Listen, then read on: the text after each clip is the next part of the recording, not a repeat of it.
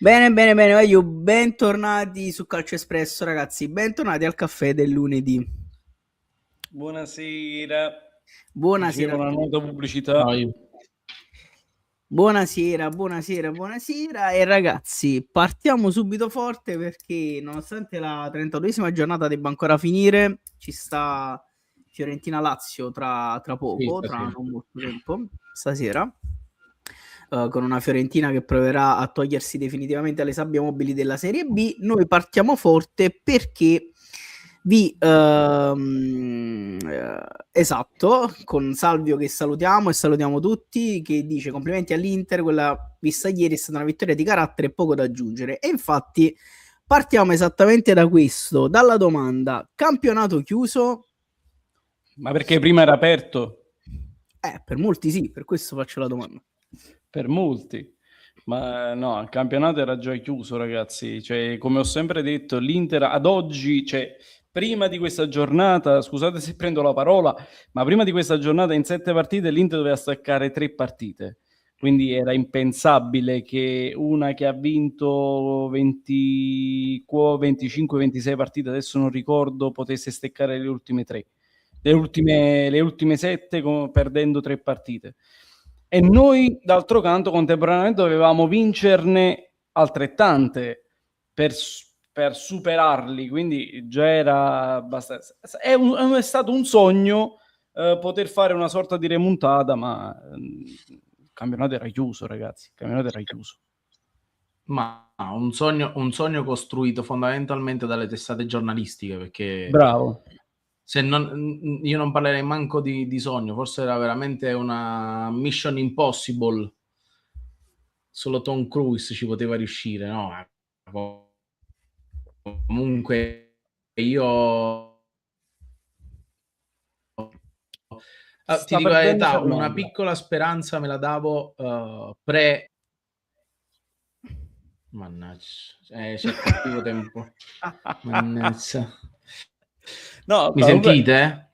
colgo l'occasione di questa cosa solo per ricordarvi anche un'altra cosa. L'unica striscia di vittorie consecutive che abbiamo fatto, 11, sono state fatte da Spalletti in epoca del primo scudetto di Spalletti.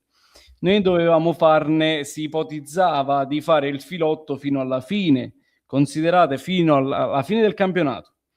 Quindi fine campionato, vittorie consecutive, fino alla fine 12 vittorie consecutive. Era impensabile, cioè era pronosticamente, come si può dire, probabilmente calcisticamente si poteva arrivare, ma era impensabile fare 12 vittorie consecutive e sperare che l'Inter potesse cascare in 3-4 sconfitte. Dai, ragazzi.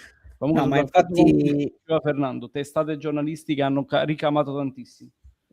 assolutamente, assolutamente. Non so se Fernando è tornato, insomma, forse in maniera più stabile.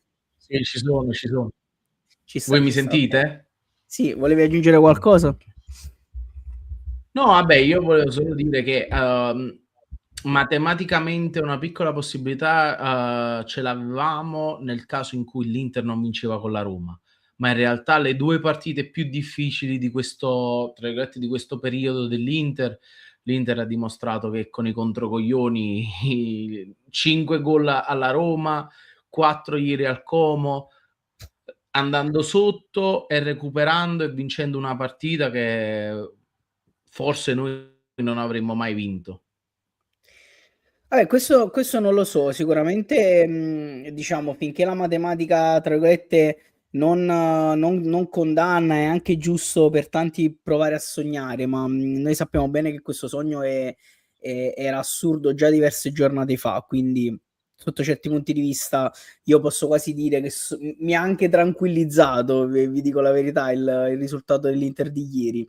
Non so se potete capire quello che vi sto dicendo, perché ha vinto, si è messo a più 9, campionato tendenzialmente chiuso, smettiamo di parlare di questo sogno impossibile, concentriamoci sul confermare il secondo E ci ha posto. dato anche una grande mano. Bravo, Tra e l'altro, permettimi, tra io l'altro.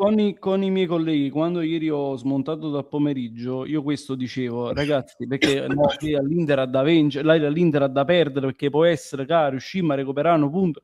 No, L'Inter per me deve vincere, perché così il Como resta a -8, che è il quinto posto. Con 18 punti a disposizione, il Como a -8, il quinto posto del Como. Noi dobbiamo blindare la Champions e va benissimo così. Assolutamente, assolutamente. E poi infatti stavo aggiungendo che blindare la Champions e mettersi, devo dire la verità, piazzarsi un attimo al secondo posto dopo che l'anno scorso abbiamo vinto il campionato, quindi piazza d'onore, tutto sommato, considerando che l'ultima volta siamo arrivati decimi dopo aver vinto il campionato, potrei anche accontentarmi quest'anno tendenzialmente, no? Ci può far stare anche tranquilli questa cosa dal mio punto di vista, ma volevo tra l'altro aggiungere un paio di cose per quanto riguarda la partita come Inter che io ho visto e riprendo il commento che aveva fatto Salve all'inizio, poi ne ha fatto anche un altro interessante, ma ci arriviamo dopo. Quella di ieri è stata una vittoria di carattere e sono assolutamente d'accordo perché onestamente fino al gol di Thuram il Como stava totalmente strameritando di vincere. Se il Como il primo tempo andava 3-0, anche 4-0, non avrebbe rubato assolutamente nulla. Però quello che ha detto Salvio, io sono assolutamente d'accordo perché sarà assolutamente una vittoria di carattere, perché l'Inter è rientrata in campo nel secondo tempo da grandissima squadra, da squadra padrona del proprio destino, ha ribaltato la partita e le è andata a vincere e aggiungo che ha sofferto un pochino alla fine per un rigore probabilmente inesistente, che secondo me si sono drogati, insomma, un attimo arbitro e VAR, io penso che si sono fatti un attimo un paio di canne, lo dico proprio tranquillamente così, per chiamare quel rigore al Como, non so se l'avete visto, ma quello è un rigore totalmente inesistente, cioè non esiste I maliziosi direbbero che quel rigore è stato dato per far dire all'Inter che anche loro hanno dei torti arbitrali.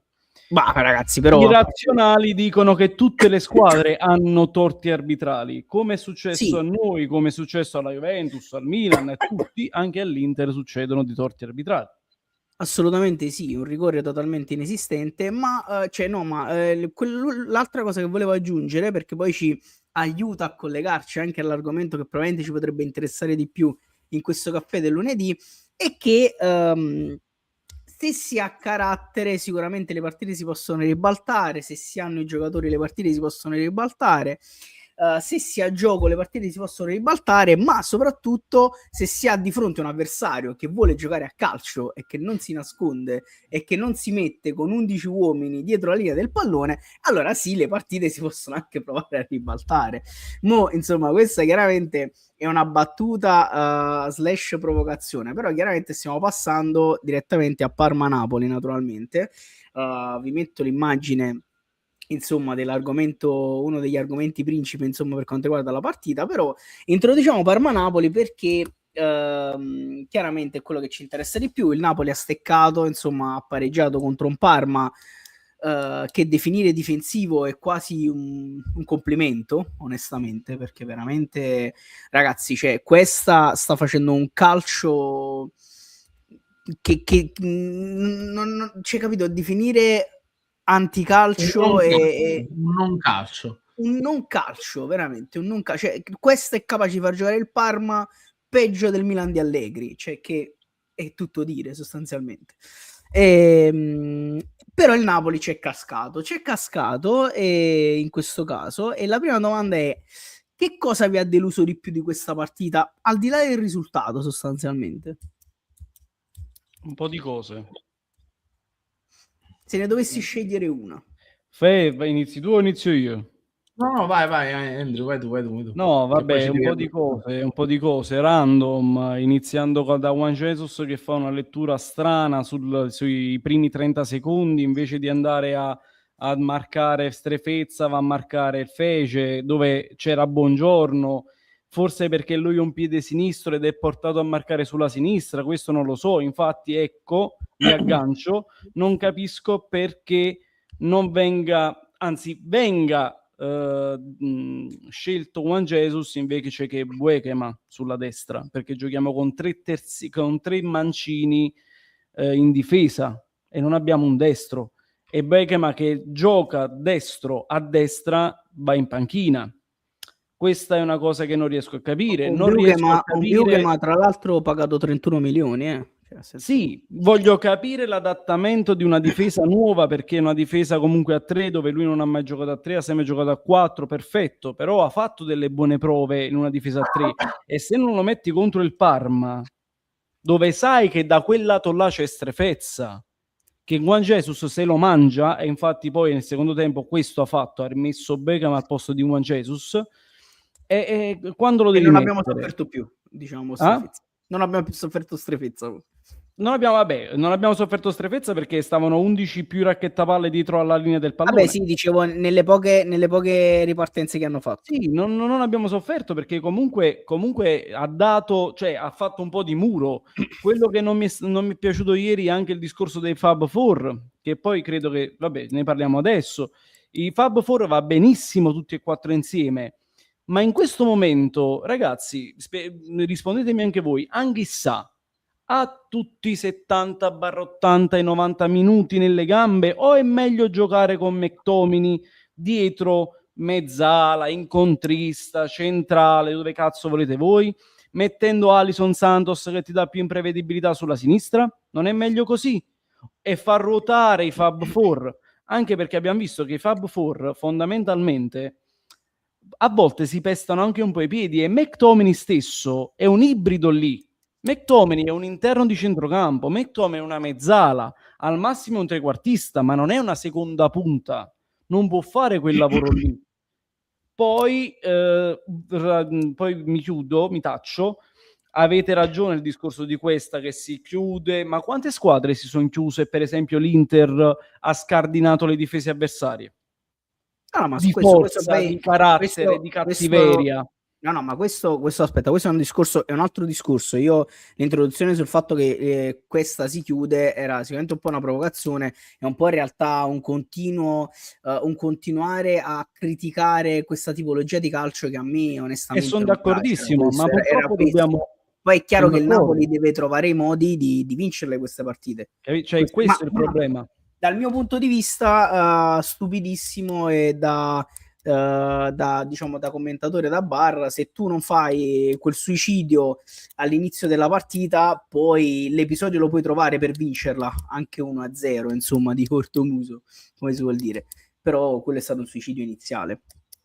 Devi comunque cercare di scardinarla con i tiri da fuori, le devi prendere a pallate, devi aumentare il ritmo, invece ieri facevamo passaggi in orizzontale.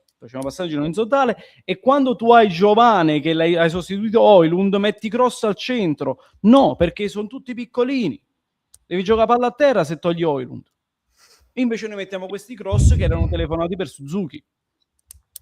Vabbè, tra l'altro il problema Cross nel Napoli è abbastanza radicato. Non facciamolo tirare fuori all'aria, per esempio. Sono tante cose.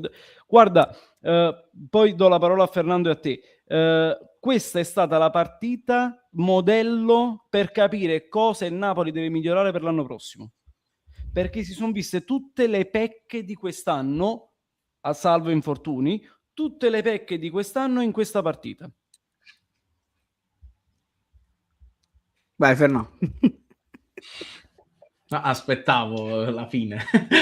No, allora, io fermo restando che comunque prendere un gol dopo 30 secondi ti condiziona un po' la partita. A me, se proprio devo dire che cosa mi ha deluso più di tutto ieri, la butto lì, Antonio Conte. Ma per un semplice motivo: lui dopo la partita, quando viene intervistato da DAZN, gli fanno la domanda e lui risponde dicendo che si aspettava un Parma così basso. Ok? A questo punto io dico, se tu ti aspetti un Parma così basso, ce lo aspettavamo tutti, aggiungerei. Assolutamente, ma se tu ti aspetti un Parma così basso, allora io non capisco il perché Alisson Santos non giochi, che è l'unico che in questo momento ti punta all'uomo, crea superiorità, comunque crea un po' di casino, perché anche col Milan, per esempio, no? Tu segni perché Alisson Santos si chiama il raddoppio, si libera Oliveira e poi Alisson Santos fa il passaggio e sappiamo come va a finire.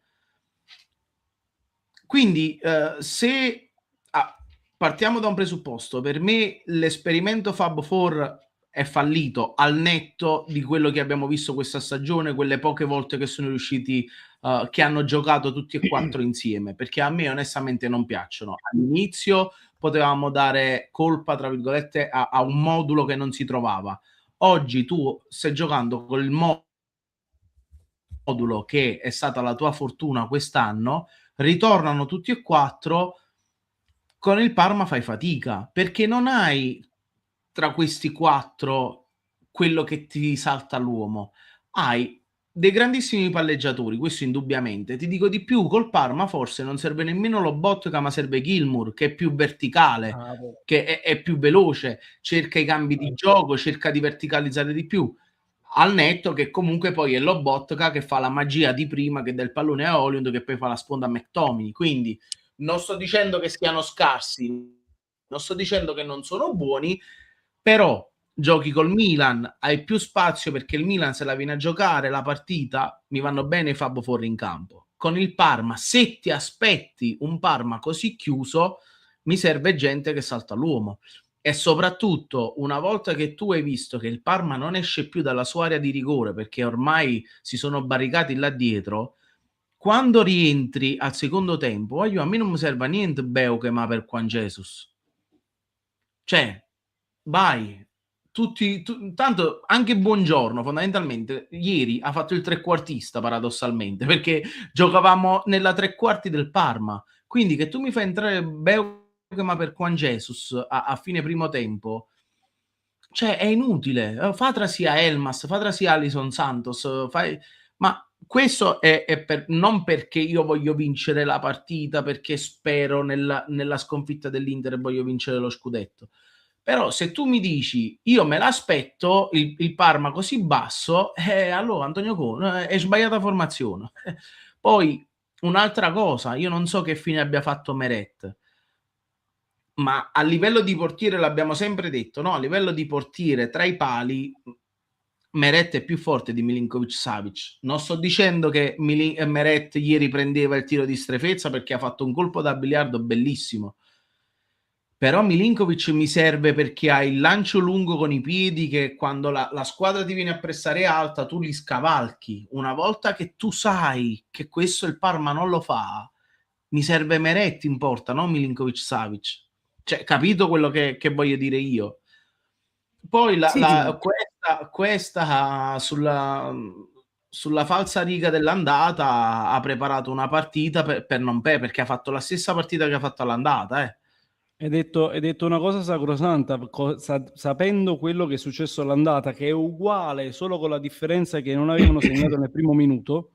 Tu questa partita qua la dovevi fare in maniera completamente differente, perché abbiamo fatto la stessa partita dell'andata noi, ragazzi, la uguale.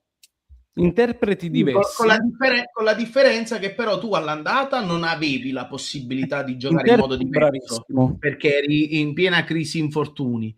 Ieri tu comunque il modo di giocare, che ne so, faccio un esempio stupido, una volta che finisce il primo tempo, ma per me lo doveva fare già da inizio partita, leva Anghissà, metti Alisson Santos e si va di 4-2-3-1.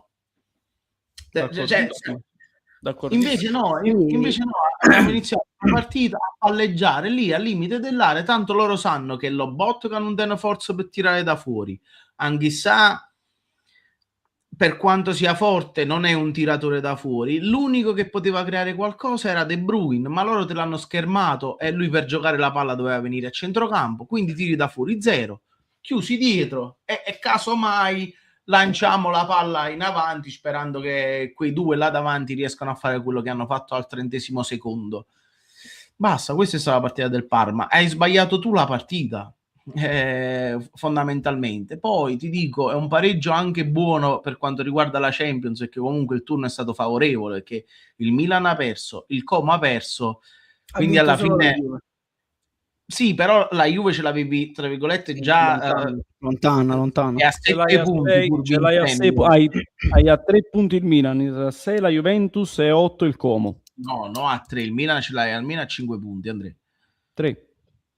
A 3 punti il Milan, me ne ricordo di più onestamente. 66, 63, 60, 58. Ah, ok. Vabbè, comunque, nel senso... Guardate. Beh, perfetto. Bravo, quando sei così efficiente, bello. Capito? Comunque alla fine tu mo la corsa la devi fare sul Como, perché poi arrivi secondo, arrivi terzo, arrivi quarto, comunque vai in Champions League. Quindi alla fine la corsa è sul Como, calcolando che poi hai lo scontro diretto, perché molta gente questo non lo pensa, perché no, come ha da vincere o come ha da fare, ma tu comunque devi andare a giocare là. È una cosa andarci a giocare che stai a +8, una cosa è andarci a giocare che stai a +6 con un possibile +3. E per come ho visto il Como ieri sera, saranno cazzi amari quella partita. Io perciò mi rammarico non tanto per lo scudetto ipotetico, ma perché ieri questa partita doveva a cazzarola essere vinta, perché in questo momento tu ti portavi a +10 sul Como, sì, +10 sul Como. No, ma assolutamente, ma la partita di ieri io sono d'accordo naturalmente con entrambi e soprattutto anche con Fernando, ma semplicemente perché la cosa che ho pensato da inizio partita e pensate che io l'ho vista purtroppo da un ristorante sul telefono sostanzialmente, perché ero a un compleanno, e dal primo momento, a parte il fatto che il Parma aveva segnato subito, ho pensato, ma perché insistere con questo modulo e non mettere Alisson Santos dall'inizio e non avanzare un po' questo Santissimo Politano che comunque probabilmente è in fase un po' calante e quindi non ha più la forza per fare tutta la fascia e poi puntare? Perché non avvicinare un po' gli attaccanti e i trequartisti alla porta, insomma, e dover palleggiare là dietro in maniera spesso e volentieri sterile? Cioè, questa cosa purtroppo non l'ho capita, ma purtroppo è pur vero che Conte, come la maggior parte degli allenatori, se non quasi tutti, hanno purtroppo le loro fisime, non c'è niente da fare. Lui ce le ha, quest'anno si è messo con quel modulo, si è convinto che lui vuole giocare con i 4 centrocampisti, quando ad oggi, al di là delle qualità e del modulo, c'è, come diceva Andrea, Anghissà, ragazzi, Anghissà non ce le ha più di 50-60 minuti, diciamo, nelle gambe, e aggiungerei Anghissà, è un giocatore che mi giocherei a questo punto gli ultimi 20-30 minuti, perché magari ti può dare quella prepotenza fisica nel finale di partita, ma ieri, ma non ieri, Anghissà, da quando è rientrato, ancora naturalmente per ovvie ragioni, anche per la questione del fisico, ancora non è rientrato perfettamente in forma, ancora non ha quella prepotenza in mezzo al campo che ci ha abituato a mostrarci sostanzialmente. Quindi per me è un giocatore che al momento sta passeggiando anche in campo, insomma, per me dei 4 è il peggiore, chiaramente. D'altronde è stato torto subito. No, io credo che la migliore soluzione per i Fab Four sia dividere i Fab Four, nel senso che alla fine del campionato credo che uno, se non due, non ci saranno più. Il primo indiziato secondo me è proprio Anghissà. No, vabbè, ma al di là di questo, cioè non è che uno per non farli giocare tutti e 4 insieme per forza li devi vendere. Cioè io mi aspetto da un allenatore della caratura di Antonio Conte, dal carattere di Antonio Conte, che cioè, comunque sono giocatori. Conte è l'allenatore, quindi l'allenatore decide che Anghissà sta da panchina. Non posso mai pensare che Anghissà si possa lamentare, capito? Cioè non è più il Napoli di una volta, ma comunque non lo accettavo nemmeno una volta quando tu dici non gioca Anghissà, gioca Radosevic, allora tu dici ma perché non sta facendo giocare Anghissà o sta giocando Valdifiori, allora tu dici ma no, perché non gioca Anghissà? Cioè se non gioca Anghissà è perché sta giocando. Battete un colpo se conoscete e vi ricordate Radosevic in chat, veramente. Josip Radosevic. Perché questi sono nomi per pochi. Quello che mi è sempre piaciuto e poteva dare tanto era Hassan Yebda. Sì, però, cioè, capito? Però Yebda, con tutto il rispetto per Yebda, e a Waller a destra Anghissà che fa pure rima, no? Allora lì, se Anghissà non gioca, io posso anche capire, ma cioè, se tu non giochi è perché sta giocando McTominay e De Bruyne. Poi questo non vuol dire che anche perché tu a De Bruyne al 60° minuto o vuoi sempre, perché lo vuoi levare sempre, perché è il primo indiziato se vuoi cambiare qualcosa. Pure ieri, perché poi ieri alla fine Alisson Santos non entra per De Bruyne, ma se vi ricordate all'inizio i telecronisti di DAZN avevano dato la sostituzione sì. De Bruyne Alisson Anche Santos. stesso col Milan, È Quindi McTominay che poi ha fatto cambiare la sostituzione. Allora a questo punto tirati l'assettata per non fare partite in panchina e poi lo metti a lui dopo, capito? Cioè, siete educature, non è che nella vostra carriera non avete mai fatto panchina. Non puoi Io guardare credo il che nome. il problema sia, l'ha centrato in pieno Vincenzo. Ogni allenatore ha le sue proprie fissazioni. Lui ha la fissazione dell'equilibrio. Ha trovato una sorta di equilibrio con questo sistema di gioco, non tanto il modulo quanto per gli interpreti. Perché io, per esempio, ti posso anche dire Politano non ce la fa a fare quelle fasi. Sai benissimo che in panchina hai Santelmas che quelle fasi le fa. Che quella posizione la mastica bene e ti può fare il Politano della situazione, anzi sì, però, è anche più fresco. Sì, però Andrea, aspetta, fermati un attimo, perché comunque dopo la stagione che hai avuto, tu hai trovato un modulo sul quale hai costruito anche la vittoria, per esempio, in Supercoppa. Quindi non è il modulo che è sbagliato, perché Politano, che a me Politano non segna più come prima, a me tifoso, se il Napoli vince, mi interessa relativamente, a meno che non ce l'ho al fantacalcio. Ma infatti perciò non ti parlo di modulo, ti parlo di interpreti. No, però, per esempio io faccio sedere Anghissà. McTominay è, come dicono in Inghilterra, un giocatore box to box, no? Quindi che sa fare benissimo le due fasi.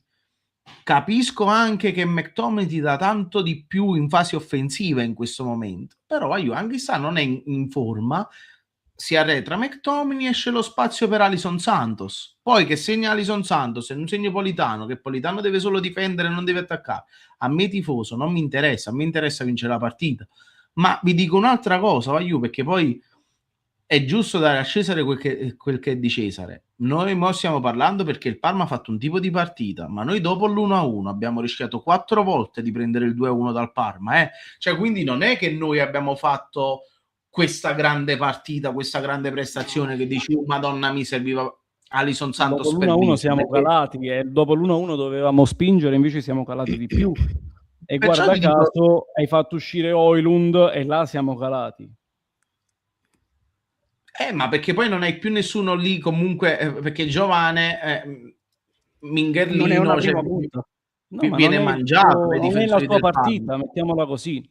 Cioè avrei preferito più mettere McTominay a quel punto prima punta che Giovane, spostarlo come ha fatto col Milan, perché non è la sua partita quella. Sì, ma comunque tu difensivamente non hai fatto, cioè nel momento in cui il Parma attacca, tu soffri. Cioè, quindi non è che hai fatto chissà quale partita, capito che ti voglio dire? E poi, se voglio fare un attimo un paragone tra Napoli e Inter, cioè io l'Inter ieri nel secondo tempo è entrato col sangue agli occhi. Io ieri nel Napoli non ho visto manco questa voglia incredibile di voler vincere la partita, capito? Cioè, proprio negli atteggiamenti l'Inter è entrato nel secondo tempo, se l'ha magnata a chi loro como. Cioè, ha deciso, devo vincere, basta, tu non sei più nessuno. Noi questo no, non l'abbiamo fatto. Ed è lì poi la differenza tra vincere o non vincere, secondo me. Questo è assolutamente, cioè sono assolutamente d'accordo ed è assolutamente così, è assolutamente così. A proposito, insomma, sempre di Napoli-Parma, il simpaticissimo Emanuele Bitetto, insomma, ha fatto un commento, dice, sti fa fuori sono abisso, magari lo guida, è sempre divertente quando fanno queste cose, insomma, scrivono queste minchiate, insomma, altrimenti... la ADL League. Sì, è sempre divertente. Ma però vuole cielo, ma posso dire, no, ma vuole cielo veramente. Ma al di là delle battute, in realtà mi aiuta perché volevo chiedervi, insomma, un parere su questo episodio, insomma, che è stato un episodio che è stato chiaramente molto discusso all'interno di Parma-Napoli. E la domanda è, rigore o non rigore? Se dite che è rigore, rigore. ma non voi, dico in generale, siete disonesti intellettualmente. Siete Che disonesti. cosa? Se? Non voi, dico in generale, la gente che ci segue, se dite che è rigore, siete disonesti intellettualmente. Siete Per me è disonesti. rigore, invece.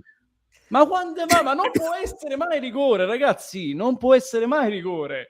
Ma come questi anche altri episodi, è una palla che è improvvisa, non è intenzionale, sta sulla linea del pallone, purtroppo quello sta marcando l'uomo del Parma, Spinazzola, non so che cazzo ha da fare, sbaglia, svirgola, il pallone va sul braccio di Cadafà, se l'ha da tagliare.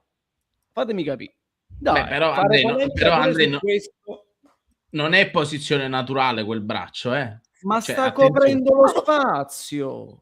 Ma è un spazio a chi? Andrea Candela Al giocatore del Parma che sta dietro, Ma l'altro, se avesse colpito l'altro braccio, ti posso pure dare ragione. Andrea, non tiene nessuna rete, guarda, che sta deve con correre botta così, secondo me. deve correre così. No, Deve Andrea, correre dai, come un pinguino. il braccio non è. Poi io ti ripeto, possiamo discutere se è rigore o non è rigore. Per me è rigore perché è una frittata incredibile del Napoli. E ti dico di più, a me se non, a parti inverse, se non mi avessero chiamato questo rigore, io mi sarei incazzato parecchio. Ti dico la verità, perché non è una posizione, non è come il rigore di Napoli-Verona, cioè che lì si sfortunata. Anche qui c'è la sfortuna. Ma Andrea, ma chi le tiene un braccio là? Anche perché tu poi devi considerare anche il danno procurato, perché tu che ne sai se non c'è la mano di Buongiorno, tu sai il pallone dove va? E tu che ne sai se chi loro Il Parma non segna? regolamento, si prende sempre il regolamento alla mano, no? Ma il regolamento dice che una palla improvvisa non è rigore, non è fallo di mano, non è punibile. Ah, boh, Andrea, però quanti palle di mano hanno chiamate chi stanno? Il Cioè, problema è proprio quello, ma il problema è proprio quello, che ci sono i precedenti. No, però tu ti devi adattare all'arbitraggio del campionato. No, è sbagliatissimo questo messaggio. No, tu non ti devi adattare all'arbitraggio del campionato perché gli arbitri hanno dimostrato che un giorno rispetto all'altro cambiano decisione sullo stesso episodio. Tu ti devi adattare su quello che c'è scritto. Se sul regolamento c'è scritto che una palla improvvisa che tocca il braccio ed è un tocco non mi ricordo, involontario, non è punibile con un fallo. Poi ti devi adattare a questo. Il problema è proprio questo, quello che hai detto tu, che ci sono stati altri episodi. Però quello che dici tu per me è Napoli-Verona. Questo a Buongiorno è il braccio larghissimo, Andrea. Cioè, non è che tu dici ma Gugliutorac ce l'avevo un po' aperto. Andrea, Fernando, in realtà a termini di regolamento Andrea ha ragione, cioè nel senso il braccio è naturalmente largo e questo siamo d'accordo.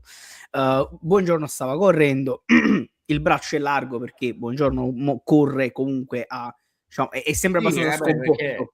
È un bue Buongiorno. Esatto, esattamente. Però chiaramente Spinazzola calcia e quella è una palla comunque immediata perché stanno a 0 centimetri di distanza.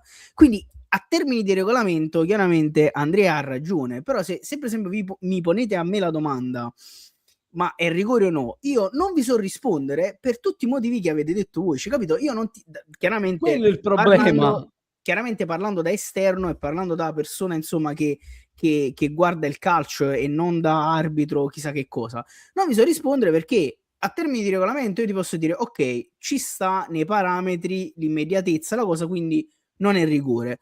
È pur vero che come hai detto tu Fernà, quest'anno ne sono stati chiamati tantissimi simili o anche meno evidenti tra virgolette, e quindi poi chiaramente ti sorge la domanda: se quelli sono stati chiamati, perché questo non è stato chiamato?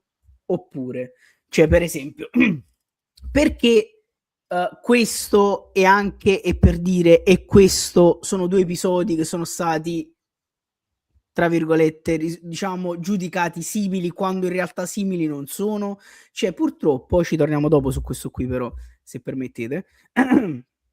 Quindi purtroppo insomma questa domanda è rigore o non è rigore chiaramente era comunque molto provocatoria perché in realtà noi non possiamo e non potremo mai saper rispondere quest'anno perché come ha detto Andrea, e questo è vero, applicano il regolamento a come gli pare, a quello che pensano durante quella giornata. E torno sull'episodio che secondo me è più scandaloso di questo, perché questo qui, ripeto, a termini di regolamento rigore non c'è, se chiamano rigore, io non avrei detto nulla, cioè perché ne hanno chiamati tanti altri uguali. Tornando su quella questione, purtroppo non ho l'immagine, ma potrei anche provare a recuperarla, del rigore chiamato contro l'Inter, se tu guardi quella cosa, cioè lì è totalmente tutto senza senso. Ma questo è per capire che, cioè per ragionare sul fatto che loro applicano il regolamento a come, cioè io non gli posso dire nemmeno a come gli conviene o a come gli pare, secondo me a come gli gira la testa in quel momento. Perché No, c'è... però quello che voglio dire io, scusami se ti interrompo, così come faccio un esempio stupido, quando parliamo della regola dell'espulsione da ultimo uomo, no? Ci sono dei fattori che devono essere, cioè ci devono essere dei fattori per far sì che sia espulsione, no?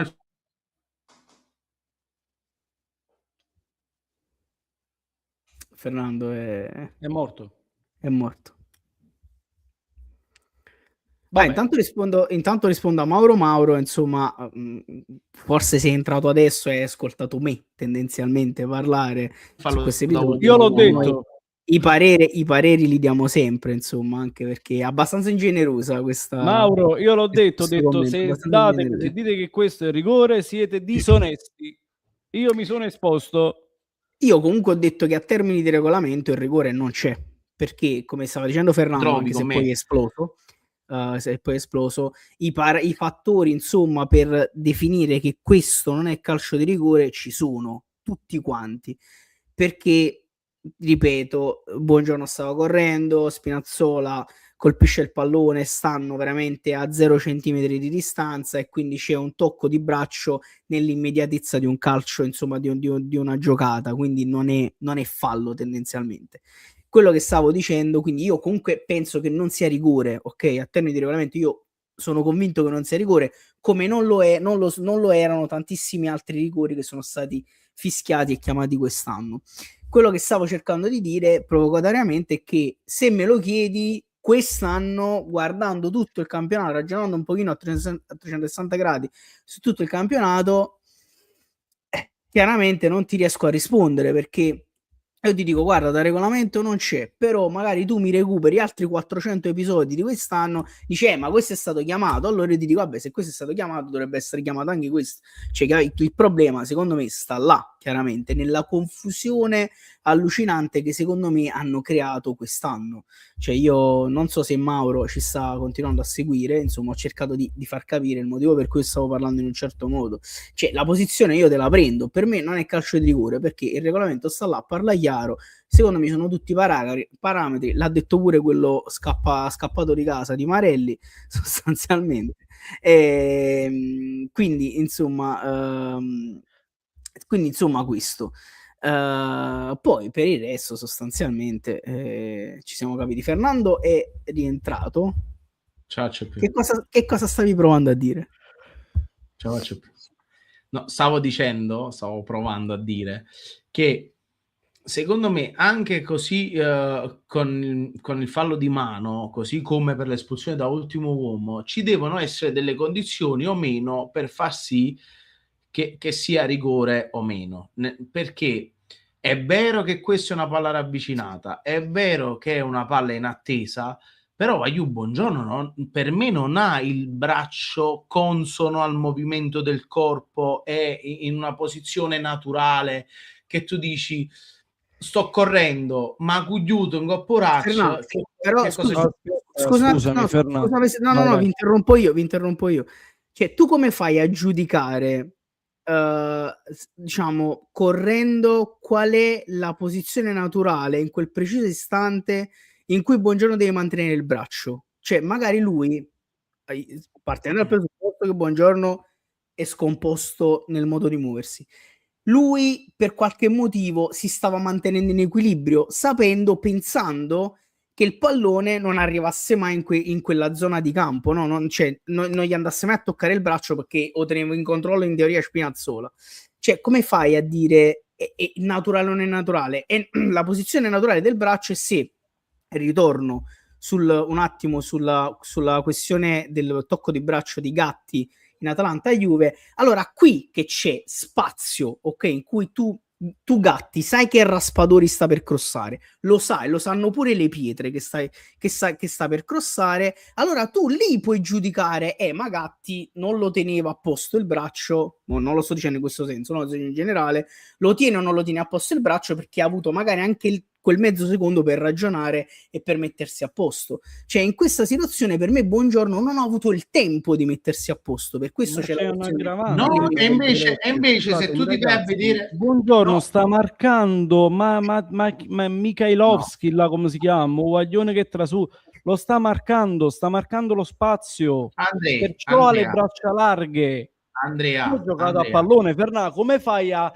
prendere Andrea, posizione? però dobbiamo, onestamente, cioè lascia stare il fermo immagine, parliamo del fermo immagine, però se io guardo il fermo immagine, il braccio di Buongiorno che dovrebbe essere largo per difendere lo spazio dal giocatore del Parma non è quello che ha largo ma è l'altro, perché il giocatore del Parma è dall'altro lato. Lo sta trattenendo, lo vedi che lo sta trattenendo sul braccio destro col braccio sinistro del Parma. Però se ci andiamo a vedere il video del momento, perché io poi ti ripeto, io parlo per quello che mi ricordo, perché ti ripeto, a me se questo rigore non me lo chiamano contro, bestemmio, perché nel momento in cui fanno vedere il video dell'episodio, Buongiorno quel braccio non ce l'aveva già largo, Buongiorno lo allarga, non lo so, per uno spasmo muscolare, perché c'è una crisi epilettica, non lo so, ma Buongiorno non ce l'ha già largo il braccio, allora tu dici ma cugliute, cioè è una frazione di secondo, sarà forse anche un riflesso incondizionato, un riflesso naturale, ma sembra quasi che come Spinazzola calci, lui per la paura allarga il braccio. Per me, ti ripeto, poi mi posso sbagliare, io ti dico, per me è calcio e rigore, perché se mi succede contro e non me lo danno, bestemmio, punto. Faccio la chiosa, poi me ne vado perché tengo che fa e il dovere mi chiama purtroppo. Il problema è proprio questo, quello che hai detto tu, lui non se lo aspetta. Quindi come si chiama in italiano? Ma che vuol dire come si chiama in Quindi italiano? da regolamento cos'è? Il problema, Fernà, il problema che la gente pure che ci sta commentando dice questo è rigore, questo non è rigore, se l'anno scorso Bissek è stato dato, voi avete vinto il campionato. Il problema non è il regolamento, perché se fosse seguito alla lettera il regolamento, questo non sarebbe rigore. Il problema è che sono stati creati da un po' di anni a questa parte. Fortunatamente non ce l'hanno chiamato rigore, cioè, fortunatamente hanno applicato il regolamento e non ce l'hanno applicato. Bissek per esempio il regolamento, perché Bissek fa così ed è diversa la dinamica. Il problema è che episodi del genere sono stati chiamati come rigori a favore o a sfavore di squadre di alto bassa classifica, sti cazzi, ma sono stati chiamati. Il problema è proprio questo, che non c'è una regola precisa e in testa ai tifosi, agli sportivi, che sta in rigore, chi sta in rigore, ma perché? Chi le state chiamate? Perché non ce l'ha ratenata volta? Questo è il problema, ma ripeto, da regolamento, quello che hai detto tu, se è un movimento, cioè un movimento strano, cioè nella medesima movimento, nel medesimo calcio di Spinazzolo, lui fa questo movimento qua, è inaspettato, e da regolamento, essendo involontario, non è rigore. Detto questo, arrivederci, è stato un piacere. Ciao, sparisco. Va bene, altrimenti Andrea ci abbandona. Continuiamo. Ciao ragazzi, ciao a tutti. Va bene, vabbè, insomma, alcuni commenti che sono arrivati abbiamo risposto parlandone. Il discorso, ragazzi, secondo me, cercando di essere il più sincero possibile, è che dal mio punto di vista abbiamo ragione purtroppo in questo momento per come sta andando la stagione alla fine tutti quanti, cioè chi dice che è rigore tendenzialmente per me ha ragione, come chi dice che non è rigore tendenzialmente ha ragione, perché purtroppo, come diceva Mauro sempre in uno dei commenti, viene data un po' troppa discrezionalità agli arbitri, perché comunque più volte quest'anno non hanno seguito il regolamento tendenzialmente alla lettera. Poi, insomma, continuano a scrivere che l'anno scorso, grazie a un rigore, abbiamo vinto il campionato. Ragazzi, non possiamo ringraziarvi per sempre. È successo, l'abbiamo vinto. E, cioè, porca troia, adesso vincetevi il campionato. Salvatore, insomma, giusto perché Salvatore sta incalzando continuamente, ho detto più volte che ieri c'era il rigore su Bonni, non so se c'era un rigore proprio su Bonni, il rigore che ha causato Bonni, insomma, a sfavore dell'Inter, assolutamente inesistente, ma questa cosa l'ho detta già più volte, insomma, che ieri è stato dato un rigore al Como totalmente scandaloso e totalmente senza senso, e che probabilmente l'arbitro e la sala VAR si sono drogati tendenzialmente, sono fumati un paio di canne per dare quel rigore, insomma, su un intervento tendenzialmente inesistente, perché in realtà è Nico Paz che dà un calcio a Bonni e gli viene chiamato rigore. Totalmente, cioè veramente, io quando ho visto quella cosa io ho detto ma che sta succedendo, questi sono pazzi. Però purtroppo, ragazzi, come vedete, cioè, il problema è proprio la classe arbitrale. Il problema secondo me, sai qual è? È che noi non potremmo mai avere un regolamento che può essere seguito alla lettera, o almeno ci hanno provato, non so se ti ricordi l'anno di De Ligt alla Juve, no? Che gli chiamarono 2-3 rigori uno dietro all'altro, perché per non avere discrezionalità all'arbitro deve fare calcio di rigore, è sempre calcio di rigore a prescindere. Tipo, a me dispiace dirlo e penso che prenderò una valanga di insulti, ma il rigore l'anno scorso chiamato a Bissek, che poi ci ha fatto vincere lo scudetto, per me calcio di rigore, sai perché? Perché ormai c'è questo falso mito che basta avere le braccia dietro attaccate dietro al corpo per non essere rigore. Non è così. Per me Bissek fa il movimento col braccio ad andare verso il pallone. Quindi non è Katakuyut o... Ha aumentato il volume del corpo. No, ma fa proprio il gesto di andare verso il pallone. Quindi l'intenzionalità... Io, per esempio, quello là di Gatti, ti dico la verità, non l'ho visto. Quindi non ti so dire come è andato, diciamo, l'episodio. Io ti dico che questo io l'ho visto, e io ti dico che qua pure c'è... Secondo me è abbastanza scandaloso che non sia stato chiamato, perché lo stesso Gatti, per carità, il braccio è lungo al corpo e nessuno lo mette in dubbio, però se tu vedi il video, lui chiaramente, se ci fai caso col viso, guarda il pallone e fa comunque un po' il movimento a spostarsi. Cioè, se tu fai il movimento a spostarti e il braccio chiaramente comunque non è aderente al corpo, perché il braccio non è aderente al corpo, cioè comunque per me questa è mano tendenzialmente. No, ma perché poi, per carità di Dio, nessuno dice che Gatti, per esempio, razionalmente voleva causare il calcio di rigore. Però se come movimento involontario, un po' come parliamo di memoria del corpo, lui inconsciamente fa il movimento di andare verso il pallone, cioè, non è che Kotaku chiude, capito quello che voglio dire? Cioè, stai andando. Ieri, Buongiorno, per ritornare al discorso di Buongiorno, e ti giuro, Vince, mo figura, io sono tifoso Napoli, perché avessi a rischio voglio perdere la partita? Però lui involontariamente o irrazionalmente allarga il braccio nel momento in cui Spinazzola sta calciando, e infatti lui il braccio ce l'ha larghissimo. Poi ti ripeto, a livello di regolamento non è calcio di rigore, bene per noi, non è male per noi, benissimo per noi, perché sennò la perdiamo la partita.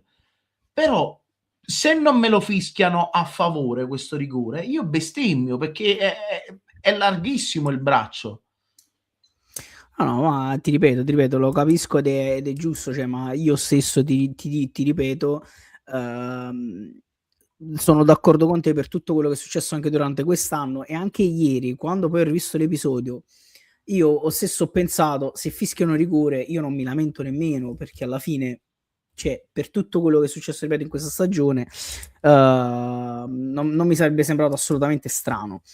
Ma detto ciò, questo rigore non te lo fischiano a favore, tu ti innervosisci un po' se questo rigore non te lo chiamano a favore. Ma è chiaro che mi innervosisco, è chiaro che dico che cazzo, il braccio è larghissimo, è chiaro, però diciamo questo dico, cioè no, ma Fena, siamo d'accordo, però come dire, nel momento, nel calore del momento bestemmie i santi e le madonne, poi dopo magari mi infastidisce lo stesso, però se poi mi spiegano e mi fanno capire come dovrebbero fare, ma a volte purtroppo provano a farlo, ma sembrano semplicemente che si giustifichino, e non sto parlando in realtà di questo episodio, ma sto parlando di tutto quello che è successo dalla prima giornata a questa qua.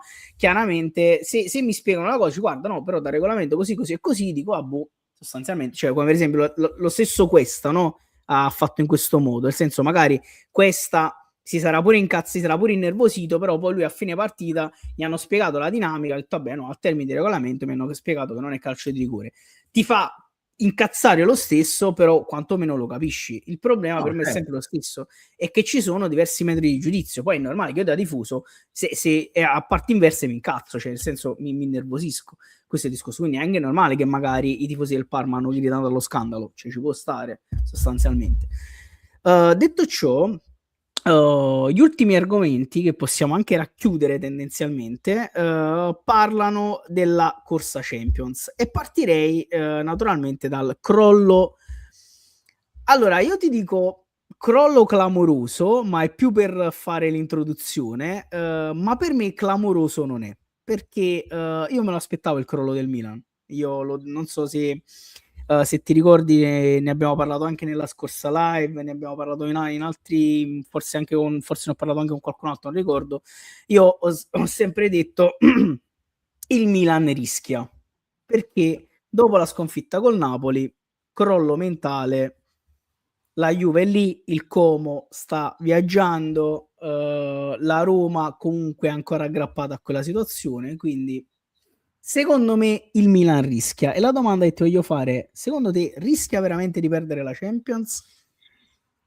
Allora, secondo me rischia, perché comunque il Como, visto ieri sera, ti mette timore, perché fondamentalmente il Como è una squadra che gioca bene, che segna e che ha la potenzialità di fare un filotto di che potrebbe valere la Champions. Io credo che alla fine il Milan si salvi, perché comunque in panchina ha un allenatore che bada molto al sodo e che quindi, se la partita tra virgolette non la deve perdere, comunque sa come non perderla. Poi può succedere, così come è successo sabato, che faccia questo tonfo clamoroso.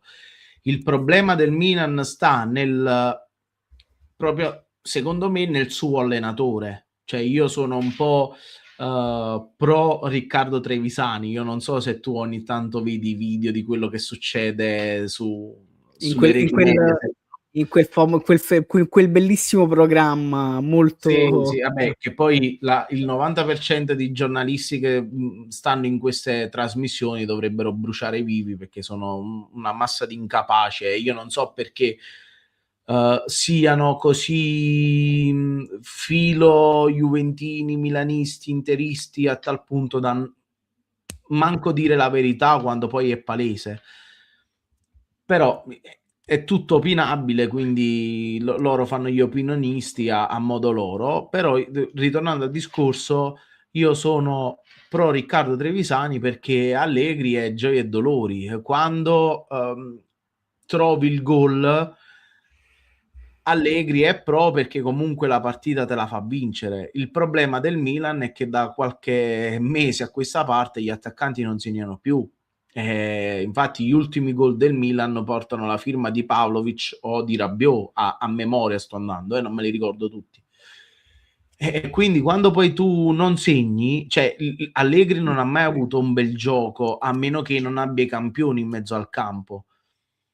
Il Milan campioni, a parte Modric, non ne ha. Quindi se non segna più, se non segnano più, non è che puoi trovare il Pavlovic ti può salvare una partita, te ne può salvare due, ma poi è sempre Pavlovic, di mestiere fa il difensore, capito? Trovi una squadra bella, ben allenata, perché dico la verità, per quanto i risultati dell'Udinese siano altalenanti, ma penso che abbiano trovato l'allenatore migliore degli ultimi 5 anni. È ben allenata, gioca anche bene, secondo me, con i giocatori che ha. ed è capace di fare questi miracoli, perché anche col Napoli, cioè l'Udinese fece una grandissima partita Udine contro il Napoli, che poi finì 1-0 o 2-0, ma non mi ricordo, fu 1-0. 1-0 perché però gli vennero annullati altri 2 gol, quindi era un altro 3-0 lì. Quindi Assolutamente. il Milan rischia perché non ha gioco e non ha i fenomeni. Qui apro e chiudo una velocissima parentesi, vorrei ricordare di quando paragonavano Rafa Leao a Kvicha Kvaratskhelia, e abbiamo visto un po' la differenza qual è. Uno vince le Champions e l'altro pensa a cantare. Dico Ma solo poi questo. le vince e decide anche le partite. Cioè, Kvaratskhelia, l'altra volta ho visto un post di Fabrizio Romano. In pratica, Kvara, le partite del Paris Saint-Germain vince sempre l'uomo della partita, il premio migliore in campo, no? Cioè, è un qualcosa di clamoroso, Kvaratskhelia. Il Milan non ha i fenomeni che gli decidono la partita e quindi fa difficoltà se poi non la sblocca. Quindi per rispondere alla tua domanda, si rischia, ma secondo me poi alla fine si salverà per il rotto della cuffia. Come spesso è capitato ad Allegri in determinate situazioni. Tornando insomma a quello che dicevi pure tu, l'Udinese per me infatti è allenata piuttosto bene ed è altalenante semplicemente perché tendenzialmente ha dei giocatori in alcune posizioni del campo che insomma sono quantomeno discutibili dal mio punto di vista, naturalmente, e comunque a giocatori che non riescono magari a mantenere la tensione alta in tutte le partite, quindi ci può stare. Infatti l'Udinese ha fatto delle grandissime partite contro le grandi e delle brutte figure a volte contro squadre insomma di livello anche a volte più basso del suo. Per quanto riguarda il Milan, dicevo all'inizio, per me rischia perché diciamo il fattore psicologico potrebbe incidere tanto, il fatto che hanno perso anche il secondo posto, adesso sono crollati, si vedono arrivare da dietro, la possibilità di perderlo questo posizionamento Champions, no? Una cosa a cui secondo me i giocatori anche mentalmente non erano minimamente abituati, no? Perché dal mio punto di vista nella testa dei giocatori del Milan si era insinuata questa cosa che la Champions ormai era certa, in realtà loro stanno cercando per qualche motivo insano di provare ad andare a prendere l'Inter. Insomma, non so se sei d'accordo su questa cosa, ma secondo me si era instillata un po' questa cosa. E poi sono d'accordo anche con te sul fatto che se Allegri non ha i fenomeni, per lui diventa complicato ottenere determinati risultati. E aggiungo che secondo me il suo più grande flop quest'anno è stato proprio Rafa Leao. Totalmente Rafa Leao, perché sicuramente non è un giocatore facile, non è un giocatore facile da gestire, però io pensavo che lui riuscisse più, sai, perché comunque Allegri è più gestore che allenatore, ok? Quindi Sì. pensavo che lui riuscisse un pochino a smuovere Leao per farlo rendere in maniera diversa, invece secondo me quello è stato il suo più grande flop, non solo per colpa di Allegri naturalmente, perché secondo me in questo Leao ha tantissime colpe. Infatti a me dispiace perché secondo me Leao sta andando verso sostanzialmente una fase della carriera preoccupante, secondo me, preoccupante. Il problema di Leao secondo me è soprattutto la testa, perché molte partite Sì. le gioca svogliato, e guarda, Allegri ha provato secondo me a metterlo anche al centro del progetto, vedi anche con l'Udinese, comunque Leao l'ha fatto giocare prima punta, è vero, secondo me è fuori posizione lì perché Leao ha bisogno della fascia, però Leao è buono per il FIFA Street, per lo Yoga Bonito, quando, non so se ti ricordi la pubblicità della Nike, Yoga Bonito. Quello è bravo Leao. Poi invece quando lo metti in mezzo al campo e serve la concretezza, Leao non è cosa sua, perché o gli dai campo in modo tale, paradossalmente io pensavo che Allegri fosse allenatore perfetto per Leao, perché se io mi difendo basso e poi devo ripartire con 70 metri di campo, dovrebbe essere devastante in campo aperto. Esatto. Il problema qual è? Che quando poi il Milan si trova a dover fare la partita, tipo contro l'Udinese che ti aspetta, vanno in difficoltà. Leao non ha spazio, vuole fare le marrachelle e alla fine poi i risultati sono questi. Assolutamente. Infatti ritornando a guardare un attimo la classifica e tornando sul discorso che stavamo dicendo che il Milan potrebbe rischiare, secondo me insomma adesso cominciano un pochino ad avere un pochino di paura, trovandosi a soli 3 punti di distanza dalla Juventus, e devono anche loro ringraziare i cugini dell'Inter che hanno battuto il Como, perché lasciano il Como a -5 sostanzialmente dal Milan al momento, quindi E poi il secondo Milan, me e comunque il Milan non ha un bel calendario da qui fino alla fine, perché ha 2 o 3 esattamente, scontri diretti importanti.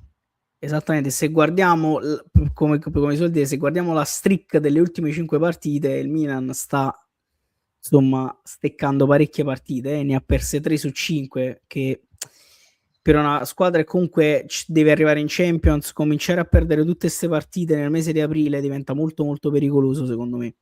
Molto Sì, molto molto sì. pericoloso. Cioè sta Ma facendo un po' alla Gasperini. ecco, io lì pure volevo arrivare. Faranno la fine di Gasperini, che poi Gasperini a me fa morire, perché prima ammazzea, come si dice da noi, e poi ha visto la pazienza se non fiete, no, però i Fredkin non mi hanno mai chiesto la Champions, fino a qualche settimana fa volava Gasperini, bello, andava a fare le interviste, tutto bello, poi alla fine le squadre di Gasperini hanno sempre fatto questo e io me l'aspettavo, perché io non ho capito, ecco, vedi lì, poi parliamo sempre di preparazione, no? Le squadre di Gasperini fino a marzo vanno fortissime, poi non si capisce niente di più. Calano sempre, e questa è la cosa assurda, nel senso, cioè, non la cosa assurda, l'assurdità del non provare a cambiare, anche se poi magari fai un macello, no? Però a provare a cambiare il metodo di preparare la stagione, perché se tu, cioè tu non posso pensare che tu da allenatore non la vedi questa cosa, no? Che le tue squadre verso marzo-aprile cominciano a calare drasticamente, vuol dire che c'è un difetto, no? Sostanzialmente che non ti riesce a far mantenere il livello di preparazione alto, oppure se non è quello il problema, se il problema non è fisico, vuol dire che il problema ce l'hai tu, vuol dire che il problema è mentale, vuol dire che non riesci a mantenere la tensione alta, perché comunque fa la differenza e quindi i tuoi giocatori calano, perché mo ci vuole. Roma e Atalanta sono lì come qualità della rosa, qualità forse esagero, però come forza della rosa più o meno stai lì ormai Roma e Atalanta, entrambe le Sì. squadre sono state allenate da Gasperini, ti trovi, e l'Atalanta è lì semplicemente perché l'Atalanta all'inizio stagione si è suicidata. No, ma certo, vabbè, avevano avuto quell'altro lì. Hanno tentato il suicidio e poi si Sì, sono sì, sì. salvati in calcio d'angolo. Cioè. Hanno trovato Raffaele Palladino così, buttato lì, che chiedeva i 5 euro a piacere fuori lo stadio, e sono buttato come si suol dire qua, Soccaruti hanno trovato 50 euro in terra. Sì. No, ma poi sai che cos'è? Che a marzo, da marzo in poi, ogni punto vale tantissimo. Parlo soprattutto per le squadre che lottano per la salvezza, no? Vedi anche il Parma. Fare un punto contro il Napoli, e tra andata e ritorno ne hanno fatti 2, per loro che lottano per la salvezza, anche se il Parma comunque secondo me è tranquillo, Infatti sì. vale tantissimo rispetto ad altre squadre che normalmente contro il Napoli o contro l'Inter o contro il Milan fanno 0 punti andata e ritorno. Quindi non è un caso che Gasperini da marzo in poi inizi a crollare, perché poi quando le partite contano davvero, il pallone inizia a scottare, come si dice, le squadre di Gasperini crollano, perché secondo me Gasperini ha un unico modo di giocare a calcio, e tu poi da marzo in poi le squadre le trovi preparate, perché ti ripeto, per la Cremonese vincere o pareggiare contro la Roma vale tantissimo rispetto a un Lecce che perde per esempio con la Roma. E quindi si giocano la vita e Gasperini non sa come uscire, come giocare diversamente. Cioè, se si deve inventare un cambio tattico, Gasperini non lo sa fare. Assolutamente. Infatti, scusami, stavo recuperando un'immagine che però non riesco a recuperare, quindi sti cazzi, va bene. Te lo chiedo così, sostanzialmente, perché volevo chiudere con un pronostico al volo per la Champions. perché adesso ci sono i ritorni dei quarti di finale, sostanzialmente. Potrebbe avverarsi, diciamo, una prima parte di un sogno che tu avevi, sostanzialmente. Non so se mi hai capito. Sì. Quindi, vabbè, ma il Ciolo a me mi piace tantissimo, cioè è proprio una squadra sporca, è proprio, cioè noi a volte, guarda, veramente, noi a volte critichiamo Allegri per il suo gioco, no? Ma l'Atletico Madrid è un qualcosa di bruttissimo da vedere, però a me mi gasano perché sono sporchi, sono brutti, sono anche scorretti molte volte, però ogni partita è come se avessero, sai, i fucili dei cecchini puntati. È una guerra, ogni partita è una guerra. Per loro è una guerra, ogni partita è una guerra civile e quindi non lo so, a me mi gasano tantissimo. Infatti hanno fatto un partitone. Allora, secondo me sarà difficile il ritorno per l'Atletico Madrid perché il Barcellona non è essendo una squadra molto giovane, anche se formidabile, secondo me non riescono tanto a gestire l'andata e il ritorno, però sulla partita secca, se il Barcellona deve vincere, il Barcellona è fenomenale. Però io ci credo, quindi io ti dico, mantengo, diciamo, i pronostici della live scorsa, quindi per me il Bayern Monaco l'ha dimostrato anche a Madrid, è la squadra da battere. E nel frattempo continuiamo a sognare con i Colchoneros. Sì, perché probabilmente penso che il Paris Saint-Germain potrebbe facilmente passeggiare ad Anfield, secondo me. Sì, il Liverpool ormai è una Liverpool squadra quest'anno è cotto. Sì, è cotto totalmente. L'Atletico Madrid potrebbe tentare di completare l'impresa anche perché gioca in casa. Dici. E ti dico un'altra cosa, no, non di Champions League però. Iniziamo a chiamare dei bravi medici, psichiatri, psicologi, vedi tu, per i tifosi dell'Arsenal. Sì. Perché questi la Premier League secondo me la perdono, Io questo, guarda, ci ho pensato che era una cosa di cui potevamo parlare, però volendo, vedi, potremmo fare un'altra live in settimana e ci mettiamo in mezzo un po' di sta roba che si potrebbe parlare, perché pure a me piacerebbe parlare della situazione Arsenal che potrebbe sta rischiando pesante e domenica c'è City Arsenal. Sì. E il City è una partita in meno. Il City è una partita in meno e se il City vince contro l'Arsenal sono cazzi, secondo me, per Arteta, sono proprio cazzi. Però magari proviamo ad organizzarci, facciamo un'altra live in settimana e parliamo un po' di calcio estero, magari ci mettiamo dentro Champions, Premier e Liga. Ci sto. Va bene, va buono. Andiamo in chiusura. Grazie a tutti naturalmente per averci seguito. Noi ci vediamo alla prossima puntata. Continuate a seguirci sui social così saprete quando andremo live, oltre naturalmente sempre a lunedì con il caffè del lunedì che è fissa, come ben sapete. Beh, qual è Giorgio Stuaglione? Giorgio chi? Se sta dicendo Giorgio Chiellini, Fernando proprio si impicca probabilmente. Giorgio chi? Giorgio chi? Comunque, ragazzi, grazie davvero, ripeto, per averci seguito. Noi ci vediamo alla prossima puntata. Dal nostro punto di vista, naturalmente, forza Napoli sempre e buonanotte.